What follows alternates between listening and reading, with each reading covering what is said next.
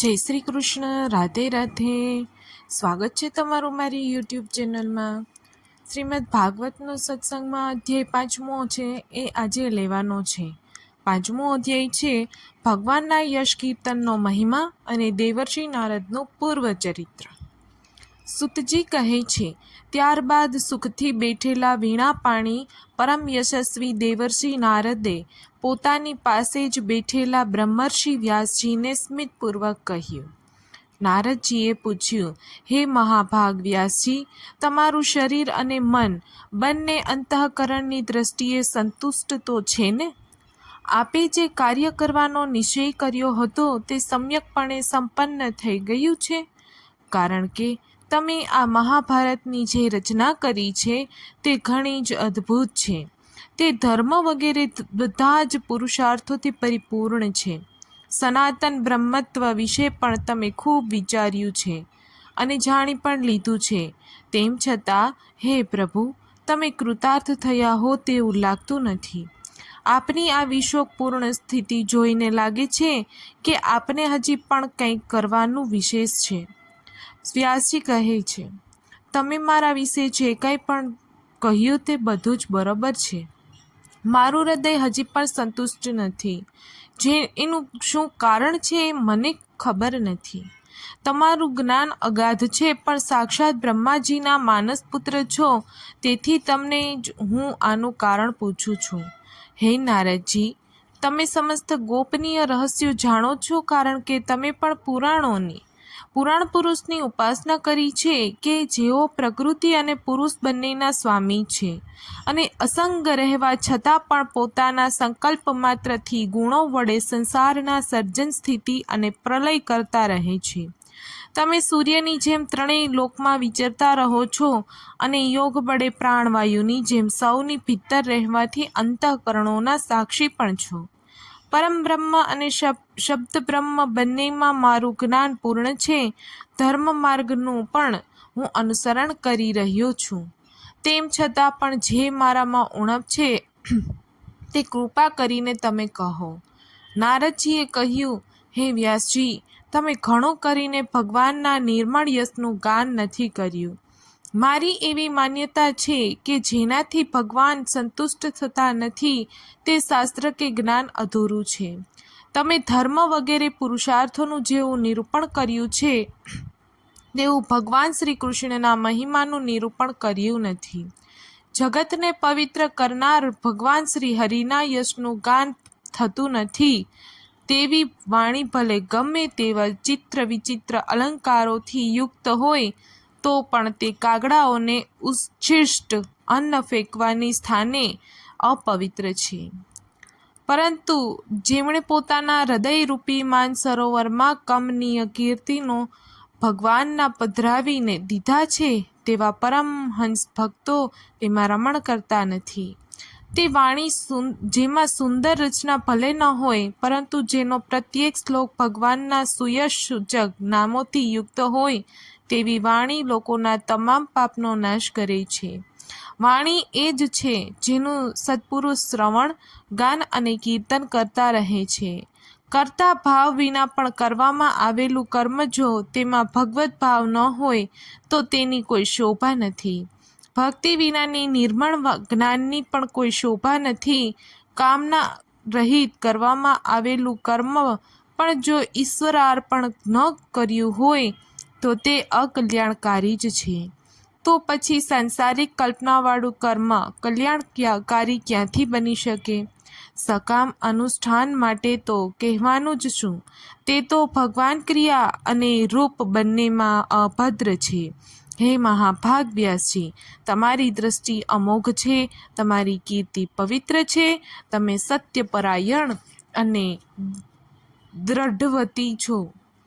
તેથી તમે હવે સમસ્ત જીવોને બંધનમાંથી મુક્ત કરવા માટે અચિંત્ય શક્તિના ભગવાનની લીલાઓનું સમાધિ દ્વારા સ્મરણ કરો. જે મનુષ્ય ભગવાનની લીલા સિવાયનું અન્ય કશું કહેવા ઈચ્છે છે તે તેવી રીતે ઈચ્છાથી જ નિર્મિત અનેક નામો અને રૂપના ચક્કરમાં પડે છે. તેની બુદ્ધિ ભેદભાવભરી બની જાય છે. જેમ પવનના સપાટાઓથી ડગમગતી નાવને ક્યાંય પણ ઠરવાનું ઠેકાણું મળતું નથી, તેવી જ રીતે તેની ચંચળ બુદ્ધિ ક્યાંય પણ સ્થિર થવા પામતી નથી. સંસારી લોકો સ્વભાવથી જ વિષયોમાં ફસાયેલા હોય છે. ધર્મના નામે તમે તેમને નિંદિત, પશુ હિંસાયુક્ત સકામ કર્મો કરવાની આજ્ઞા પણ આપી છે. આ તો ઘણી જ અવળી વાત થઈ, કારણ કે મૂર્ખ લોકો તમારા વચનોને આધારે પૂર્વોક્ત નિંદિત કર્મોને જ ધર્મ માનીને આ જ મુખ્ય ધર્મ છે એવો નિશ્ચય કરીને તેનો નિષેધ કરનારા વચનોને ઉચિત માનતા નથી. ભગવાન અનંત છે. કોઈ વિચારવાન જ્ઞાની પુરુષ જે સંસારથી વિરક્ત થઈને ભગવાનના સ્વરૂપભૂત પરમાનંદનો અનુભવ કરે છે. તેથી જે લોકો પારમાર્થિક બુદ્ધિથી રહિત છે અને ગુણો જેમને નચાવી રહ્યા છે, તેમના કલ્યાણ માટે જ તમે સર્વસાધારણ હિતની દ્રષ્ટિએ ભગવાનની લીલાઓનું વર્ણન કરો.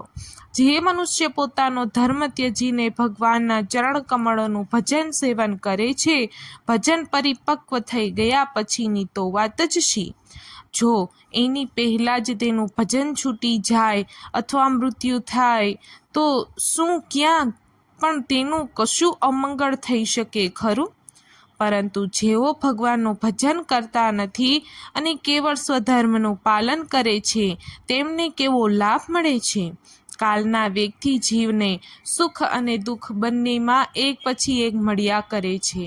બ્રહ્મલોકથી માંડીને નીચેના લોક સુધી ક્યાંય પણ જીવન કાયમ માટે સુખ પામી શકતો નથી. તેથી વિદ્વાન પુરુષે જે શાશ્વત ભગવત પ્રાપ્તિનું સુખ છે તેના માટે જ પ્રયત્ન કરવો. હે વ્યાસજી, જે મનુષ્ય ભગવાન શ્રી કૃષ્ણના ચરણારવિંદનો સેવક છે તે અન્ય મનુષ્યોની જેમ જન્મ મૃત્યુ રૂપી સંસારમાં આવતો નથી. તેણે ભગવાનના ચરણ કમળોનું દૃઢતાથી આલિંગન કરી લીધું છે અને તે ભગવાનના સ્મરણને છોડવા ઈચ્છતો નથી, કારણ કે તેને તે રસનો ચસ્કો લાગી ગયો છે. જેનાથી જગતની ઉત્પત્તિ, સ્થિતિ અને પ્રલય થાય છે તે ભગવાન જ આ વિશ્વના રૂપમાં પણ છે. આમ હોવા છતાં પણ તેઓ એનાથી વિલક્ષણ છે. આ વાત તમે સ્વયં જાણો છો. તેમ છતાં મેં તમને ટૂંકમાં કહ્યું. તેથી આ ભગવાનની લીલાઓનું વિસ્તારથી વર્ણન કરો. હે વ્યાસજી, તમારી દ્રષ્ટિ અમોઘ છે. તમે એ વાત જાણી લો કે તમે પુરુષોત્તમ ભગવાનના લીલાવતાર છો. અજન્મા હોવા છતાં પણ તમે જગતના કલ્યાણ માટે જન્મ લીધો છે. તેથી તમે વિશેષ રૂપે ભગવાનની લીલાઓનું અને યશનું વર્ણન કરો. વિદ્વાનોએ એ વાતનું નિરૂપણ કર્યું છે કે મનુષ્યના તપ, વેદાધ્યયન, યજ્ઞાનુષ્ઠાન, સ્વાધ્યાય, જ્ઞાન અને દાન બધાનો ચરમ લાભ એ છે કે પુણ્ય, કીર્તિ એવા શ્રી કૃષ્ણના ગુણોનું અને તેમની લીલાનું વર્ણન થાય. હે મુનિ, પૂર્વકલ્પમાં હું પોતાના પૂર્વ જીવનમાં વેદવાદી બ્રાહ્મણોની એક દાસીનો દીકરો હતો. તે યોગીઓ વર્ષા ઋતુમાં એક સ્થળે ચાતુર્માસ કરી રહ્યા હતા. બાળપણમાં જ મને તેમની સેવા કરવા નિમ્યો હતો. હું જોકે બાળક હતો, પણ મારામાં કોઈ પણ પ્રકારની ચંચળતા ન હતી. હું જીતેન્દ્રિય હતો, ખેલ ક્રીડાથી દૂર રહેતો હતો અને આજ્ઞાનુસાર તેમની સેવા કરતો હતો. હું ઘણું જ કરીને ઓછું બોલતો હતો. મારો આ સ્વભાવ જોઈ અને સમદર્શી મુનિઓએ મુજ સેવક પર અત્યંત કરુણા કરી. તેમની અનુમતિ મેળવીને વાસણોમાં તેમના દ્વારા છોડેલું ભોજન હું એક ટંક ખાઈ લેતો. એનાથી મારા બધા પાપ ધોવાઈ ગયા. આ રીતે તેમની સેવા કરતાં કરતાં મારું હૃદય શુદ્ધ થઈ ગયું અને તેઓ જેનું પૂજન ભજન કરતા હતા તેમાં મને પણ રુચિ થઈ ગઈ. હે પ્રિય વ્યાસજી, તે સત્સંગમાં, તે લીલા ગાનમાં પરાયણ, મહાત્માઓની કૃપાથી હું દરરોજ શ્રી કૃષ્ણની મનોહર કથાઓ સાંભળતો હતો. એક એક પદનું શ્રદ્ધાપૂર્વક શ્રવણ કરતાં કરતાં પ્રિય કીર્તિ એવા ભગવાનમાં મારી રુચિ થઈ ગઈ.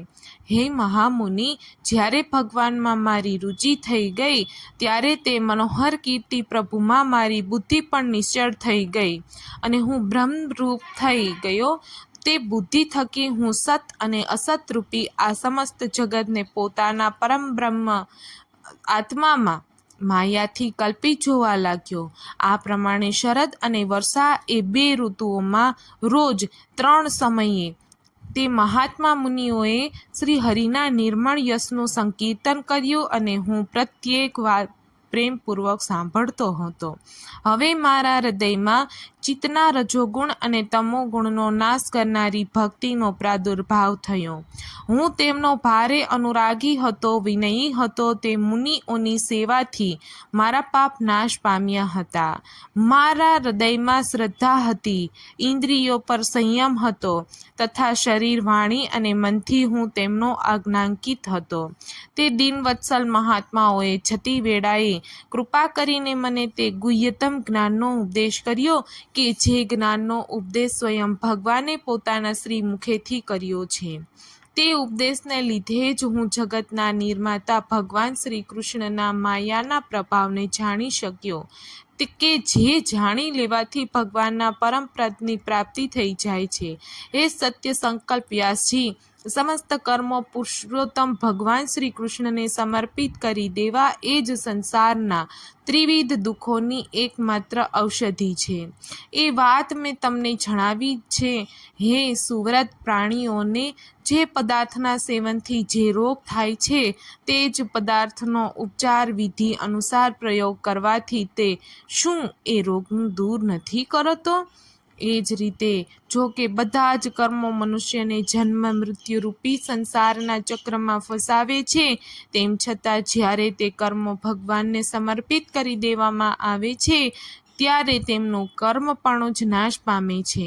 આ લોકમાં શાસ્ત્ર વિહિત જે કર્મો ભગવાનની પ્રસન્નતા માટે કરવામાં આવે છે તેમનાથી જ પરાભક્તિયુક્ત જ્ઞાનની પ્રાપ્તિ થાય છે. ભગવાનના ભક્તો ભગવાનની આજ્ઞા અનુસાર ભગવત પ્રીત્યર્થ કર્મનું આચરણ કરતા રહીને ભગવાન શ્રી કૃષ્ણના ગુણોનું અને તેમના નામોનું આ પ્રમાણે વારંવાર સ્મરણ કીર્તન કરે છે. હે પ્રભુ, આપને ભગવાન શ્રી વાસુદેવને નમસ્કાર છે. અમે આપનું ધ્યાન કરીએ છીએ. પ્રદ્યુમ્ન, અનિરુદ્ધ અને શંકર્ષણને પણ નમસ્કાર છે. આ ચતુર્વ્યુહી રૂપ ભગવાનની મૂર્તિઓ જે પ્રાકૃત શરીરથી રહિત છે એવા યજ્ઞ પુરુષ ભગવાનનું જે મનુષ્ય પૂજન કરે છે તેનું જ જ્ઞાન પૂર્ણ અને યથાર્થ છે. હે બ્રહ્મન, જ્યારે મેં ભગવાનની આજ્ઞાનું આ રીતે પાલન કર્યું ત્યારે આ વાત જાણીને ભગવાન શ્રી કૃષ્ણે મને આત્મજ્ઞાન, ઐશ્વર્ય અને પોતાના ભાવરૂપ પ્રેમા ભક્તિનું દાન કર્યું. હે વ્યાસજી, તમારું જ્ઞાન વિપુલ છે. તમે ભગવાનની જ કીર્તિનું, તેમની પ્રસિદ્ધ પ્રેમપૂર્ણ લીલાનું વર્ણન કરો છો. તેનાથી મોટા મોટા જ્ઞાનીઓની પણ જિજ્ઞાસા પૂર્ણ થાય છે. જે લોકોને દુઃખો વારંવાર સતાવતા રહે છે તેમના દુઃખનો શમનનો આ જ ઉપાય છે, અન્ય કોઈ ઉપાય નથી. ઇતિ શ્રીમદ્ ભાગવત મહાપુરાણ વિશે અધ્યાય 5મો સમાપ્ત. શ્રી વલ્લભાધીશ કી છે. આજનો સત્સંગ અહીં પૂરો થાય છે. આવતીકાલે ફરી મળીશું. ત્યાં સુધી ચેનલમાં જોડાઈને રહેજો. વિડીયોને લાઇક શેર કરી ચેનલને સબસ્ક્રાઈબ કરજો અને વિડીયોને અંત સુધી જોજો એવી મારી નમ્ર વિનંતી છે. આવતીકાલે વહેલા મળીશું. ત્યાં સુધી ચેનલમાં જોડાઈને રહેજો. આવતીકાલે આપણે 6થો અધ્યાય લેવાનો છે, નારદજીના પૂર્વચરિત્રનો શેષ ભાગ. જય શ્રી કૃષ્ણ.